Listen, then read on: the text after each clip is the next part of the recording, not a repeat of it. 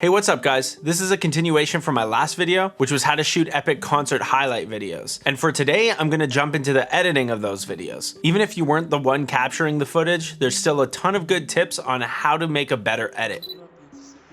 First thing you gotta do is organize your footage and keep it nice and clean. I make sure to separate my audio, and within my footage, I separate all of the artists into their own folders. I don't know how many times I've gotten lost in projects because I just did not do this, and this step is really crucial to making the edit really smooth. And within my footage folder, I make sure to have my B-roll separate from the rest of the artist folders. My next step is culling the footage, and I make sure to conform all of my clips down to 24 frames per second, or whatever I'm editing in. All my higher frame rate stuff, I want it to play back in slow motion. So I double click each clip and I set my in and out points and I drag that into the timeline. Once I get my footage all cut out, that's when I start to get a vibe for what kind of track I want to use. So if you have access to one of the performing artist songs, just go ahead and you can use one of those. But if not, I recommend to just stick to a song that either fits the genre of the performers or it fits the overall vibe. When I'm cutting the footage, I usually start chronological and then I can start to mess around with the order once I kind of get the feel for what's going on. I personally like to keep the footage of each act together, and you can also separate these with different colors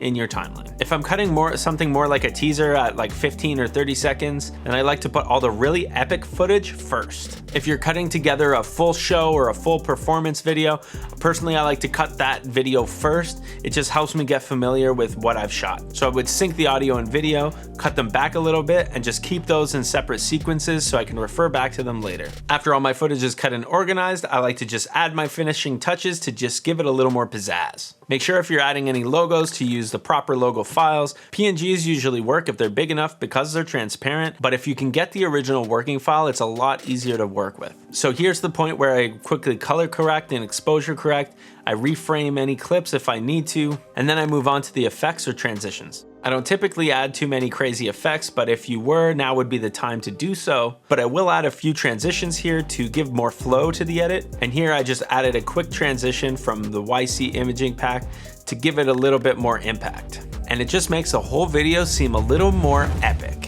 Lastly is a very small adjustment, but it helps to enhance every single clip. And what I do is just zoom in or zoom out just a little bit on every clip. I can also use this effect to pan left and right and reframe my shots. I normally shoot stuff in 4K, so I have a lot of breathing room when it comes to editing into 1080p timeline. But even if you shot in 1080p and you still want to do something like this, I would recommend only going to about 120 of your scale. But if it's just for the internet, it won't matter as much as long as you stay underneath that 120%.